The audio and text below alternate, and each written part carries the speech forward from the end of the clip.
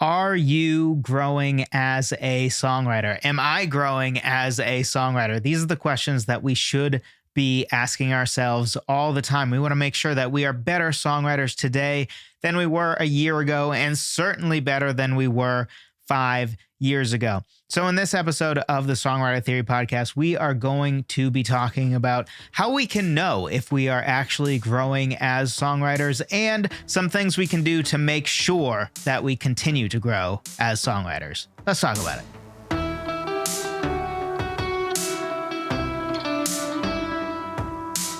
Hello, friend. Welcome to another episode of the Songwriter Theory podcast. I'm your host, as always, Joseph Vidala. Honored that you would take some time out of your busy day to talk songwriting with me. If you haven't already, be sure to grab my free guide on 20 different ways to start writing a song. It is shorter, and yet it has 10 more ways to start writing a song, really trimmed down the older version of the guide that was only 10 ways to start writing a song. So I think it's like half the length or something like that, but it has a lot more in it, but it's less reading, which I think we all want. So be sure to grab that songwritertheory.com/free guide for 20 different ways to start writing a song. If you've been stuck creatively recently, or if you're new to songwriting and just want some different ideas as to where to actually start with a song, this guide is for you. So be sure to grab that. Again, songwritertheory.com/free guide.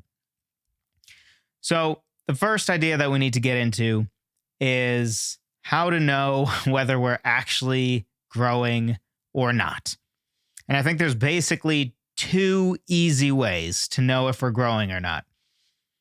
One is that we shouldn't feel that comfortable while songwriting, at least sometimes. It's okay to write some songs in our comfort zone. I'm a big fan of having a bread and butter way to write songs that you do write a decent amount of songs with. But sometimes, if songwriting for 6 months now has just been like you go through the motions and it never is kind of frustrating, or you don't feel like you're doing something that's really outside of your comfort zone with the sound that you're going for, the way that you're writing a song, then that's maybe an indication that we need to figure out, doesn't seem like I'm actively working towards growing as a songwriter, so I need to rectify that. I need to change that. And then another way, the easiest way, is what we should all have to a degree is that when we look at songs from our past, we don't rate them as highly now as we would have then. So when you and I look back at a song we wrote, let's say 10 years ago, we should definitely think, oh, yeah, on average, I'm writing songs now that are better than maybe what even my best song was 10 years ago. Or maybe not that extreme, right? But on average, if we were to take my 2023 versus my 2013, I certainly hope that my 2023 quality is higher than my 2013 quality. And we certainly can do that going back even as shortly as last year. Now, certainly, it could be a thing where we have maybe an off year or something. So maybe don't get too upset at yourself if you feel like last year was a better year for you for songwriting than this year has been so far. I don't think that's necessarily the end of the world, but certainly you want the trend line to be going up. You want to make sure that if you go back 2-3 years, you can see some significant growth. And then if you go 2-3 years back from there, you also see some significant growth. Growth happens when we get outside of our comfort zone.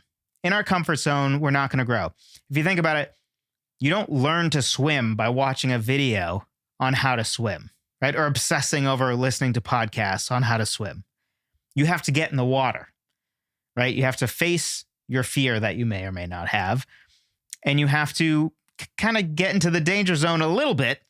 Now, hopefully you're smart and you're not going out in the middle of the ocean your first time swimming. That's not a good place to learn, right? But to a degree, you have to take a bit of a risk in order to actually learn to swim. Same with riding a bike. When we all took our training wheels off, we probably fell a few times, right? But you needed to fall. You needed to push yourself and make sure that you were riding your bike at the edge of your ability or even past the edge of your ability in order to learn how to go from the tricycle or the bike with the training wheels or whatever it was to a bike where it's just two wheels.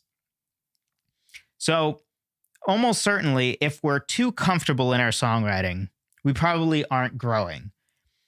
And as humans, I think we always default to comfort. We always want to be comfortable. So we have to actively fight against that. The default is for us to not grow.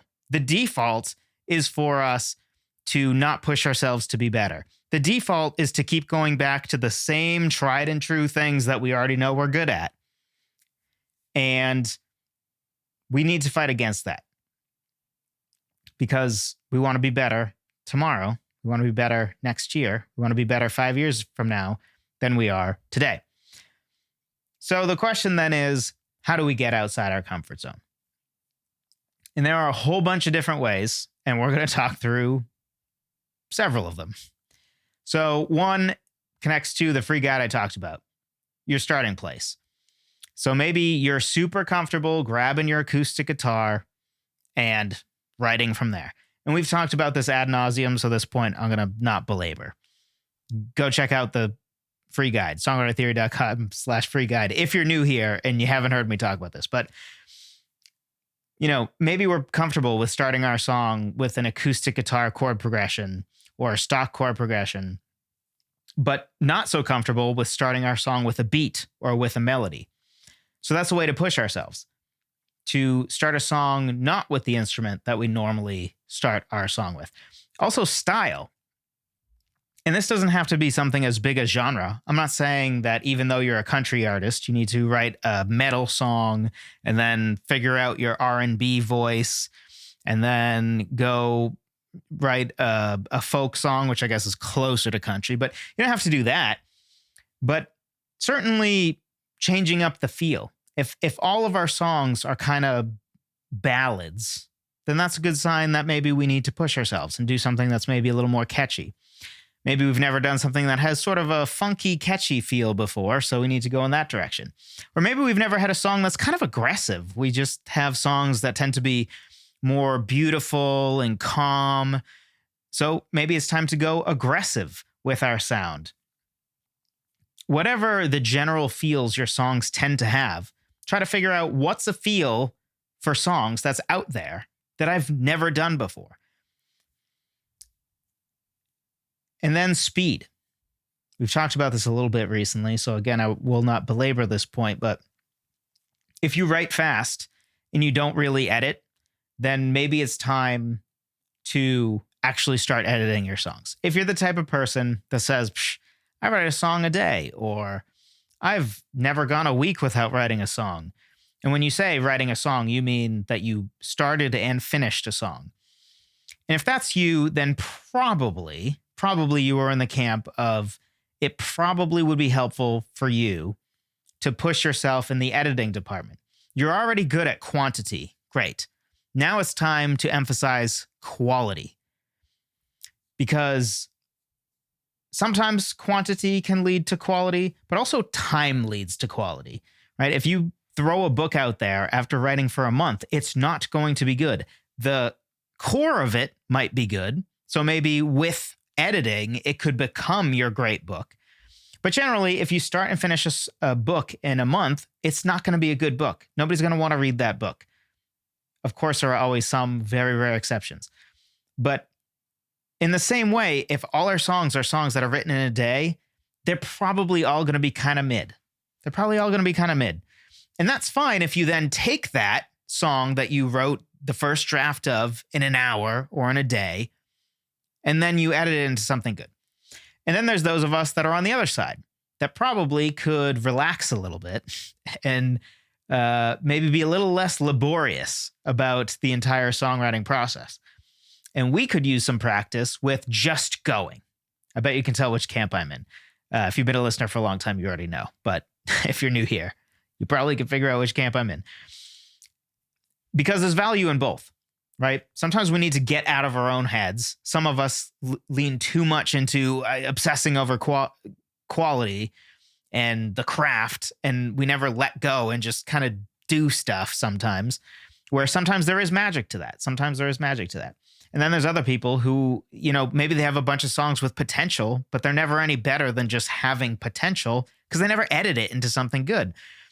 So whichever camp you fall into, push yourself to practice the other thing. So for me recently, I've been doing a thing where at least 3 nights a week, I force myself to start and finish a song in an hour. I literally set a timer on my phone and I have to start and finish a song in an hour. The lyrics are usually not very good by the end. And usually I have to simplify the music way more than I usually would.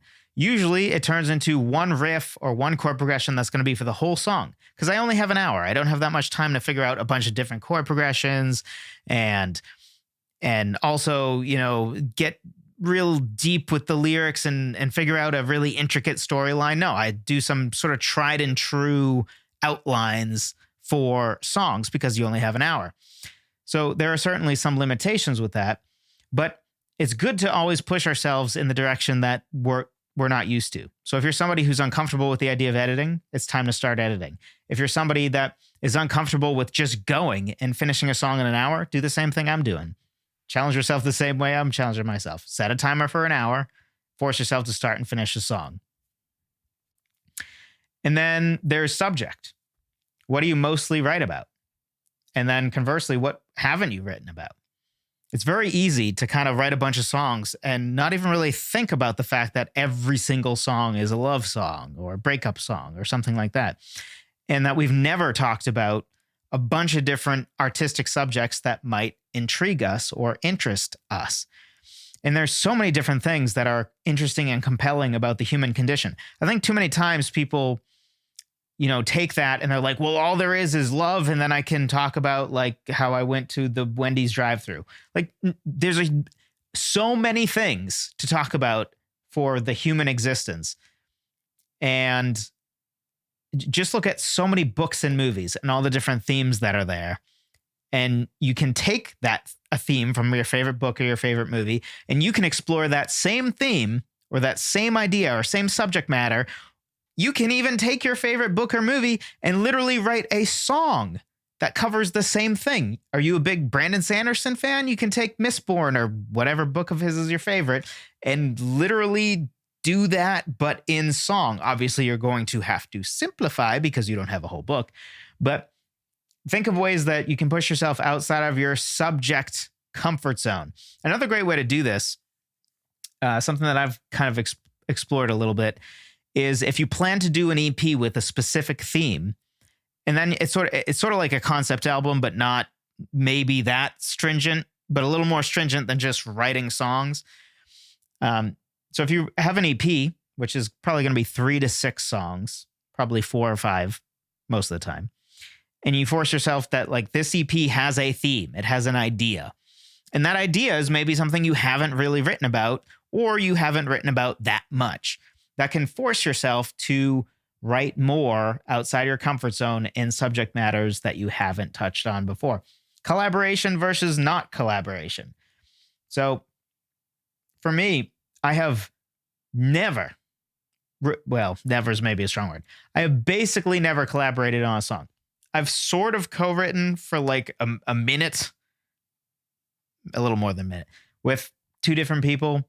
The guitarist in my band back in the day, we did maybe a little bit of sort of co-writing. It maybe was more him being a big part of the arranging, but there was a little bit of co-writing there, maybe.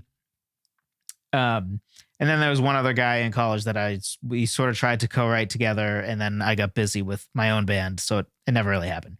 All to say, co-writing is something I have very little experience with. And part of the reason is that most of the time, stylistically, I like doing it on my own. I can do it on my own. I like doing it on my own. I like being in control of every element of a song. So that's what I've always done. That being said, right now there's 2 specific people, and in general, I would like to expand beyond that I want to at least try writing a song with. So I've been talking with them about it. Not over and over at this point, but I bring it up for sure. And a part of it is to stretch outside of my comfort zone. Now, I still maintain that I think, generally speaking, the best songs are going to come from one person, because I think one person has a unique human experience that when they put into song, just cannot be matched by multiple people because multiple people have a different experience of anything. So if me and another person write a song about a breakup and it's the next day after a breakup, you wake up in the morning, here's what you're feeling. The way I imagine that and the way somebody else imagines that, no matter how much we try to talk it out, it's just not going to be exactly the same. The subtleties of what I would feel is not going to be the same as them. So to me, I think the more people you write with, sometimes it can get more generic, and then generic usually ends up being less memorable. So while I stand by that, I also think it's a good thing to do to grow. Partially because somebody might push you in a direction you yourself would never go, right? Whether that's in an arranging way, whether that's in songwriting style, maybe even a certain lyrical style that you would just never write in. Because I know for me, and maybe for you too, there are lots of bands or artists that I really admire or that I just really enjoy that have a lyrical style I personally would never write in. Even some of my favorite artists are like, I like a lot about them, and even their lyrical style I might like, but it isn't quite the same way that I choose to communicate through my lyrics. Now, it's not to say that I think all my songs have the exact same lyrical style, but we tend to have a lyrical style, right? That's sort of our artistic voice, which I think is great. But I'll give an example because I brought this up on the live stream last week, which, by the way, if you were wondering, why wasn't there a podcast last week? Because last week's podcast was the live open mic, which I did with Chad Shank and also with Reagan Ram of Orpheus Audio Academy, which are two people I've worked with before. Love those guys. And hopefully you guys like that show as well. I've heard good things so far. But by the way, leave comments under it and let us know what you think or what you want us, where you want us to take the show in the future. But anyway, the 1975 is an artist that might surprise you that I like. I consider them a guilty pleasure of mine. I feel like I shouldn't like them, but I really like them. And by that, I mean, do I listen through whole albums? No. But pretty much any of their singles, I get a real kick out of. And Matty Healy, I believe is his name, I think is a fantastic lyricist. Now, his lyrical style is not one that I would ever do, but I think his lyrical style is great. He's quite good with words, actually, which you might not notice because it just sounds like kind of poppy, whatever. But like the lyrics are actually quite good. Not always, but largely he's a very good lyricist, I think.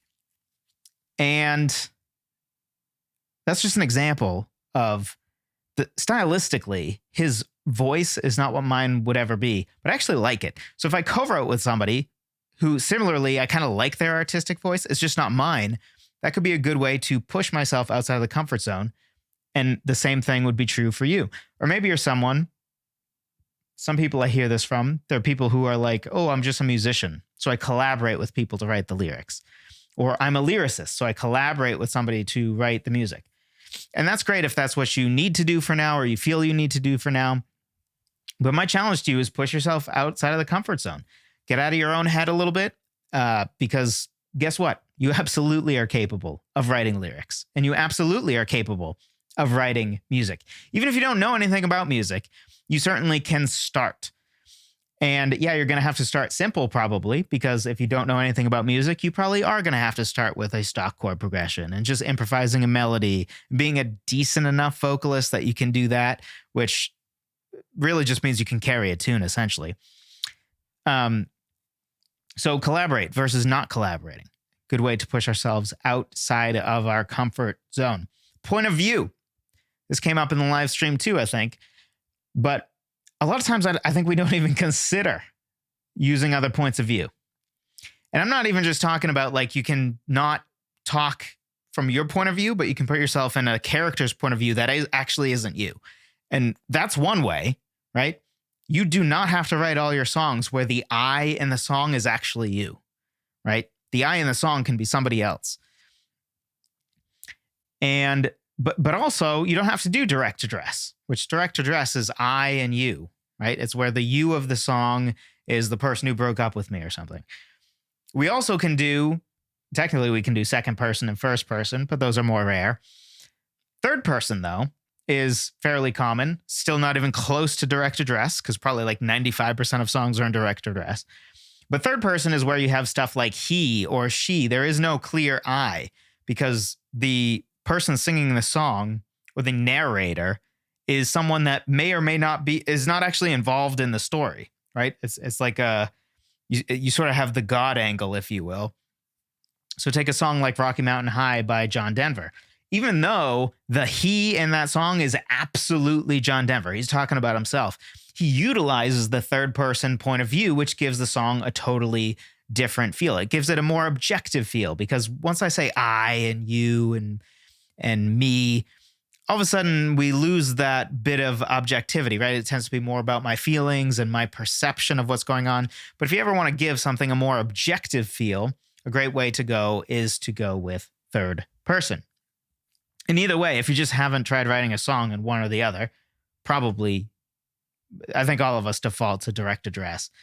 Be curious. Let me know in the comments down below if you're on YouTube, if you're somebody that actually defaults to third person. I feel like that doesn't, like no one on planet Earth defaults to that when it comes to songwriting, but maybe I'm wrong. And then another one is to start with a songwriting prompt or challenge. Not a huge fan of the term prompt, just because usually I think when people think of songwriting prompts, they think of other writing prompts where it's like, put yourself in the position of being in an apartment complex with your mom, Susie Poo, in 1897, and you're in Chicago. It gets so specific, and it's like, I don't resonate with this at all. I don't care. So not that kind of song prompt, but just something where you sort of challenge yourself, such as write a song with only 2 chords. There's a challenge.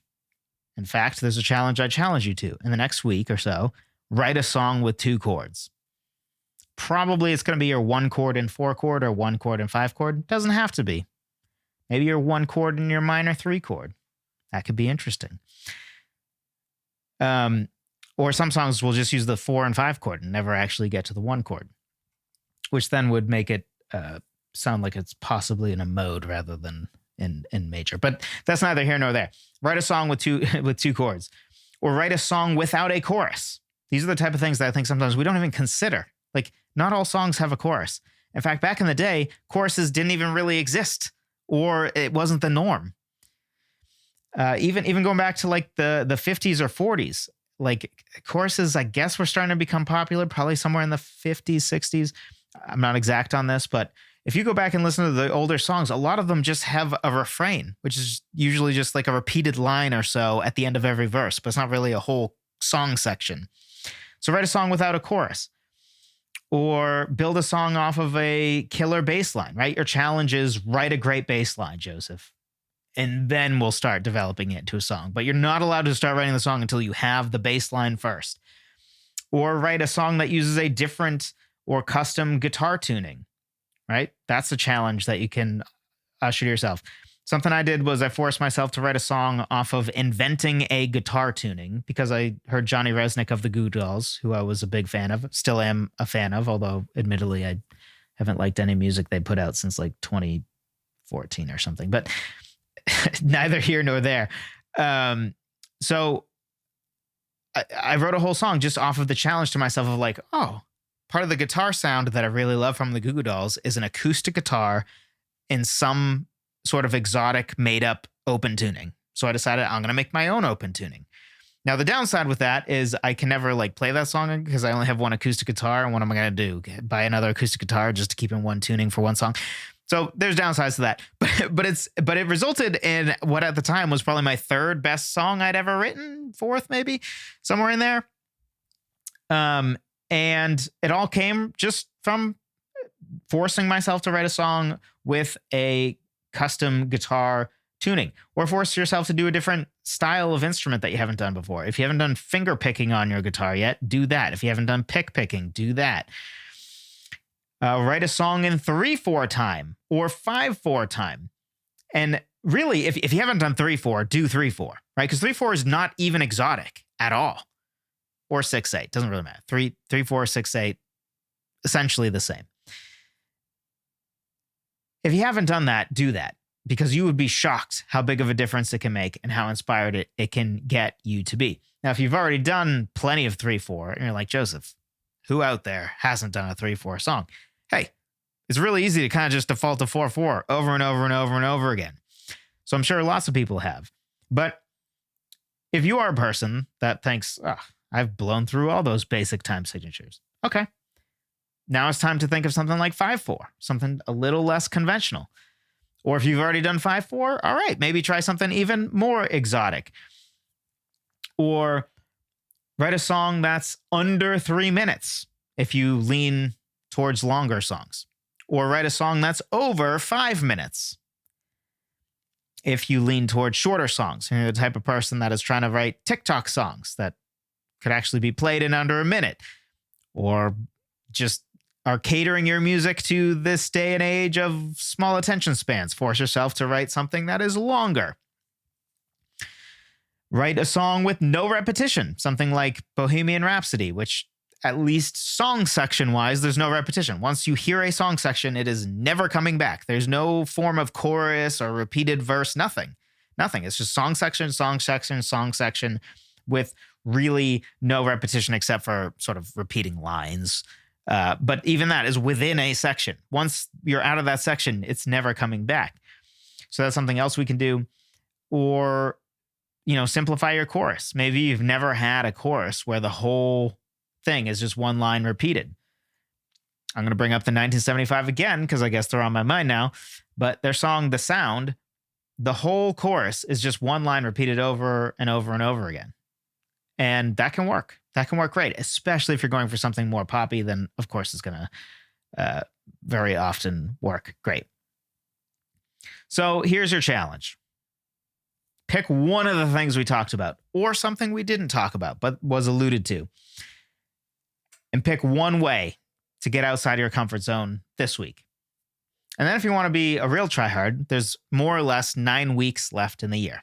Or maybe you're listening to this podcast or watching this on YouTube later, and it's no longer the date that it is now, which is October 23rd, 2023.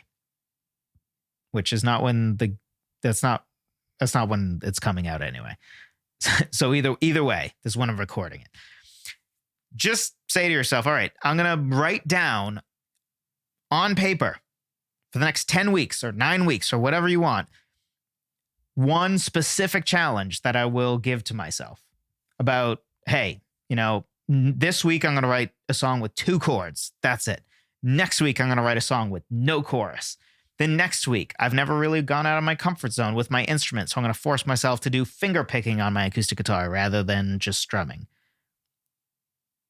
Doesn't matter what you choose, but that is my, if you want to go even farther, challenge to you is try something like that. And just in general, get in the habit of constantly thinking about ways you can push yourself outside of your comfort zone. Sometimes it results in great stuff. I've found that usually more often than not when I do a song challenge to myself, like for example, I've done the 2-chord song challenge. I thought the song came out great. Is it one of my best? No, but it's solid. It's good. And then the acoustic guitar tuning, the different tuning, I thought that one came out great. The first song that I ever forced myself to start with a bass line and have a killer bass line first, I thought that song was great. I mean, on the album I released with my band way back in the day, of the 4 best songs, 2 of them came from these challenges. One was the acoustic guitar alternate tuning, and the other one was the bass line. And those are probably, in my opinion, of the 11-song album, 10-song album, 11, I don't remember now, but those are probably, in my opinion, the 3rd and 4th best songs. 3rd and 4th best songs. And it also pushes you to just become a better songwriter. Because if you do force yourself to only do a 2-chord song, to keep a 2-chord song interesting, you have to do something other than just use chords to keep it interesting, right? And usually chords aren't what's keeping a song interesting anyway, but 2 chords can get really laborious and get really boring sounding if you're not building the song and doing something interesting in the arrangement, or you're doing something interesting vocally. Also a 2-chord song, if it's the same chord progression of 2 chords over and over and over again, that's a great opportunity to have layered things where like the melody the melody of your verse, the melody of your chorus, and the melody of your bridge all go on top of the same chord progression, that's only 2 simple chords, then maybe you can fit them all together, and the finale of your song, the end of your song, can be a verse being sung while the chorus is being sung, while the bridge is being alluded to again, or maybe sung again.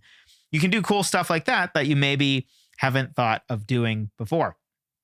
So again, in conclusion, go out this week, pick at least one of these challenges or your own challenge. Figure out how to get out of your comfort zone, even if it's going back to one of the earlier points. Co-writing, changing your point of view, the subject, the speed at which you write, the style with which you write, the starting place, which again, if you want help with the starting place, great place to start. If you want the easiest one of all, grab my free guide, songwritertheory.com/free guide. There's 20 different ways to start writing a song. Literally pick one of those you haven't done before. Boom. Challenge complete. Done. Great. Awesome. Thank you for listening. I appreciate every single one of you. Hope you're having a great week so far. Hope you continue to have a great week. Go out there, keep songwriting, and I will talk to you in the next one.